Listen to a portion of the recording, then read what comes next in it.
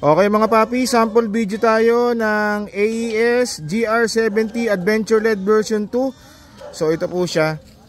So kasama na po yan yung yellow peg covers. Kasi may kasama na siyang bracket tsaka mga mounting screw. So ang kaibahan lang naman ito doon sa unang version.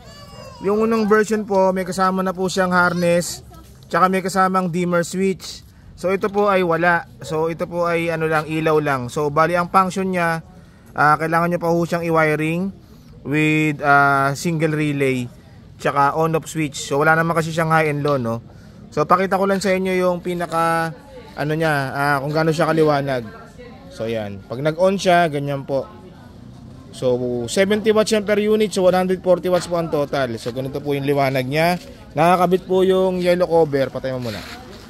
So yan, pag nakapatay, so pag sininde, yun, oh. Sobrang liwanag niyan, papi. Ayan, oh. Kitang-kita niya naman, oh. Ayan, yan. So pag tinanggal natin to, siyempre pwede nyo, may option po kayo kung gusto nyo, ayaw nyo gamitin yung ano, yung itong yellow peg cover. Pwede nyo po siyang tanggalin. So detachable naman yan eh. So pwede nyong hindi gamitin.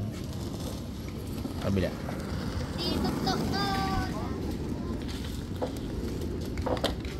Yan. So pag wala yung yellow peg, so syempre, angat mo ulit. Ang magiging ilaw niyan ay puti. So yan. Ganyan siya. Pakita natin. Off. On. Ayun, no. Napakaliwanag.